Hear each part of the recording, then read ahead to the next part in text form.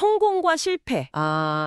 그 갈림길에서 정말 결정적인 차이를 만드는 건 뭘까요? 오늘 저희는 멘탈의 연금술이라는 책, 그 핵심 내용을 좀 파헤쳐 보면서 답을 찾아보려고 합니다. 저자가 세계적인 머니코치, 보도 셰퍼인데 이분이 자신의 파산 경험, 또 수많은 성공 사례 분석, 이런 걸 통해서 얻은 통찰을 담았다고 해요. 오늘 저희 목표는요, 이 자료들을 통해서 당신이 목표를 향해 나아가고 또 인생의 어려움을 헤쳐나가는데 꼭 필요한 거 있잖아요. 강인한 정신력, 바로 멘탈의 연금술의 비밀을 함께 풀어보는 겁니다. 어떻게 보면 평범하거나 좀 힘겨운 상황을 어떻게 반짝이는 기회로 바꿀 수 있을까? 그 연금술의 과정을 한번 같이 탐구해 보시죠. 네, 이게 그냥 뭐 이렇게 하면 성공한다 이런 목록 나열이 아니고요. 실패나 좌절 같은 어떻게 보면 좀 납 같은 현실을요. 어떻게 성공이라는 황금으로 갚을 수 있는지 그 구체적인 과정 또 마음가짐에 초점을 맞추고 있어요. 특히 저자 본인의 좀 뼈아픈 경험이 녹아 있어서 더 실질적인 지혜를 얻으실 수 있을 겁니다. 네, 오늘 이 시간이 당신의 삶에 적용할 만한 그런 강력한 무기를 발견하는 계기가 되길 바랍니다. 좋습니다. 그럼 그 연금술의 첫 번째 단계 한번 볼까요? 책에서 멘탈 연금술사는 버티기의 천재다, 이렇게 단언하더라고요. 왜 이 버티는 힘이 모든 것의 시작점이 되는 걸까요? 이게 성공의 가장 기본적이면서도 뭐랄까 핵심적인 요소라서 그렇습니다. 저자가 아주 단호하게 말해요. 버티지 못하면 성공할 수 없다. 누구나 살면서 그냥 여기서 포기할까? 이런 순간 오잖아요. 근데 중요한 건 포기하고 싶은 마음 그 자체가 아니라 그 마음 앞에서 어떻게 하면 조금이라도 더 버틸 수 있을까? 이걸 고민하는 태도라고 강조합니다. 그러니까 포기하고 싶은 유혹은 당연한 거예요. 자책할 필요는 없는데 그 유혹을 어떻게 다루느냐가 운명을 가르는 거죠. 처칠의 그 유명한 말 절대 포기하지 말라. 이게 참 유명하긴 한데 가끔은 너무 막연하게 들릴 때도 있거든요. 근데 이 책의 연금술사들은 조금 더 현실적인 조언을 하는 것 같아요. 버텨라? 그러면 기회가 찾아올 것이다. 이런 식으로요. 맞습니다. 사실 버티는 건 뭐 쉽게 이기는 것보다 훨씬 어렵죠. 근데 저자는 포기하는 것보다는 쉽다고 말해요. 이게 좀 흥미로운 지점인데요. 저자 자신도 첫 책 내기까지 무려 57구 출판사에서 거절당하는 그런 쓰디쓴 경험을 했다고 하니까요. 성공한 사람들, 그들의 한 80% 이상이 길고 긴 무명 시절, 그러니까 그 버텨낸 시간을 가지고 있다는 사실도 이걸 뒷받침하고요. 그래서 저자는 버티는 데 성공하는 것, 이것이 진정한 승리다. 이렇게까지 이야기합니다. 결과가 어떻든 간에 네, 버텨내는 과정 자체가 이미 성공이다. 이런 관점이죠. 버티는 게 중요하다는 건 알겠는데 근데 살다 보면 정말 이 정도면 할 만큼 했다 이런 생각이 들 때도 있잖아요. 좀 포기를 합리화하고 싶어지기도 하고요. 이 장 포기를 미워하지 마라. 여기서 바로 이 점을 딱 경계하라고 하는데요. 최선을 다했으니 괜찮아, 과정이 중요했어, 이런 말들, 이게 왜 위헌한 걸까요? 저자의 관점에서 보면 그런 말들은 결국 좀 현실 도피적인 변명이나 자기 합리화에 가깝다는 거예요. 포기는 그냥 포기일 뿐인데 이걸 자꾸 아름답게 포장하려고 할수록 현실을 딱 직시하는 능력이 흐려진다는 거죠. 오히려 그래, 내가 더 버티지 못하고 여기서 포기한다. 이렇게 솔직하게 인정하는 편이 더 냉정하게 상황 파악하고 다음 단계를 준비하는 데 도움이 될 수 있다는 겁니다. 포기를 미화하는 습관이 실망이라는 안경을 쓰고 세상을 보게 만들고 막 이성적인 판단까지 흐리게 할 수 있다? 이 지적 상당히 날카롭네요. 특히 그 포기하는 타이밍에 대한 조언도 되게 인상 깊었어요. 네, 아주 중요한 포인트입니다. 특히 실망감, 좌절감 같은 그런 부정적인 감정에 확 휩싸여 있을 때는요. 절대 포기를 결정해서는 안 된다는 거예요. 감정에 치우친 결정은 나중에 반드시 후회나 미련을 남기기 마련이잖아요. 그렇죠. 네네. 저자는 그래서 더 행동하고 더 노력한 뒤에 정상에 딱 올라서서 전체를 조망한 후에 결정하라. 이렇게 조언합니다. 그래야만 미련 없이 그리고 좀 객관적인 판단 아래서 다음 행보를 정할 수 있다는 거죠. 정상에 올라서야 비로소 전체 그림이 보이고 방향을 알게 된다. 이게 3장 내용하고도 딱 연결되네요. 근데 사람들은 왜 그 정상으로 가는 그 길 중간에 주저앉게 되는 걸까요? 오르는 길이 힘든 건 알겠는데 그 이상의 이유가 있을까요? 글쎄요. 오르는 길이 힘든 건 당연한데 아마 그 힘듦이 정상이 가깝다는 신호일 수도 있다는 점, 이걸 놓치기 때문일 겁니다. 숨이 턱까지 차오를 때 사람들은 변명을 찾기 시작하죠. 이 길이 아닌가 봐. 이건 내 능력 밖이야 하면서요. 하지만 이때 필요한 건 변명이 아니라 확신이라고 저자는 강조합니다. 정상에 선 사람들은 다들 그 확신에 찬 얼굴을 하고 있다는 거죠. 그 확신, 그건 어디서 오는 걸까요? 바로 다음에 이야기할 그 대가지불과 연결됩니다. 네, 맞아요. 4장, 지불 능력을 갖춰라. 여기서 저자의 파산 경험이랑 코칭 이야기가 나오잖아요. 성공에는 반드시 대가가 따른다. 그리고 그 대가를 치를 능력을 갖춰야 한다. 이런 메시지였죠. 이게 정확히 어떤 의미일까요?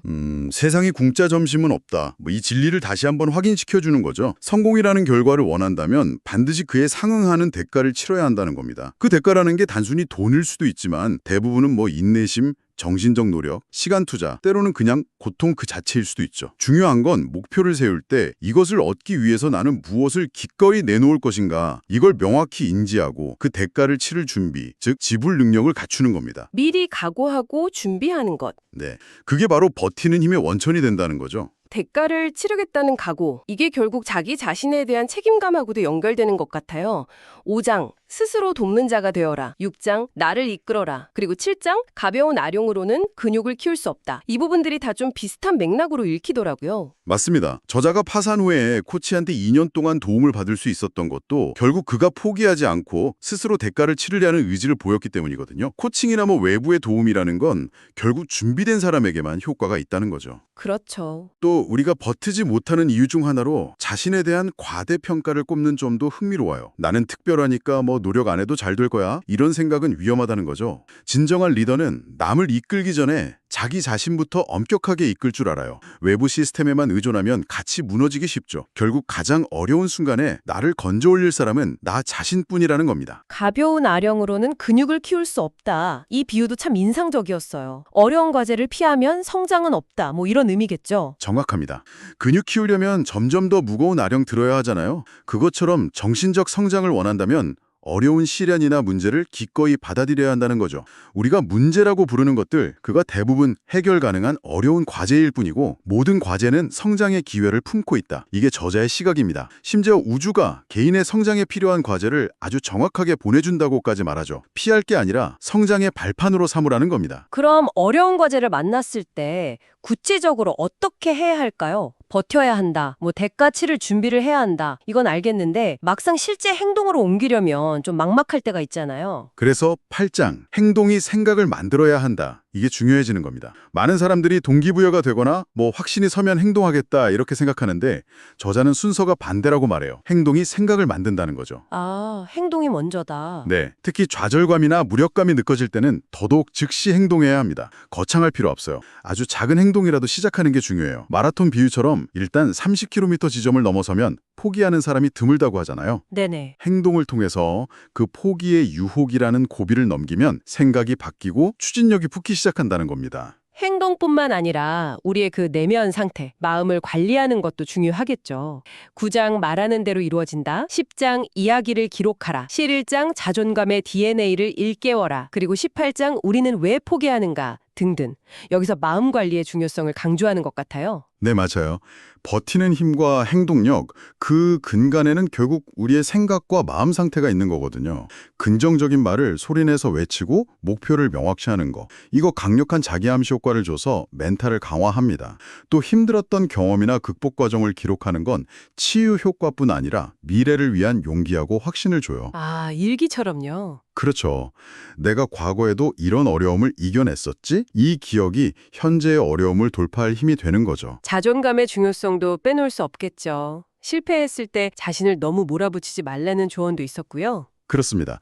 우리는 생각보다 훨씬 회복력이 강한 존재예요. 야구의 3할타자도 7번은 실패하잖아요. 하긴 그렇네요. 실패는 당연한 과정이다. 이런 인식이 중요합니다. 우리 안에는 생존과 번영의 DNA가 각인되어 있다는 믿음, 즉 자존감을 일깨워야 합니다. 또 우리가 포기하는 이유를 좀 분석해보면 외부 탓, 오만함, 자신감 부족, 걱정 이런 것들이 있는데 결국은 내가 왜 이 일을 하는가, 왜 버텨야 하는가 이거에 대한 명확한 이유, 즉 동기가 부족하기 때문인 경우가 많아요. 그 왜를 찾는 게 중요합니다. 고통에 대한 관점을 바꾸는 것도 도움이 될 것 같아요. 12장 고통에도 기승전결이 있다. 16장 고통에는 질량이 없다. 이 부분인데요.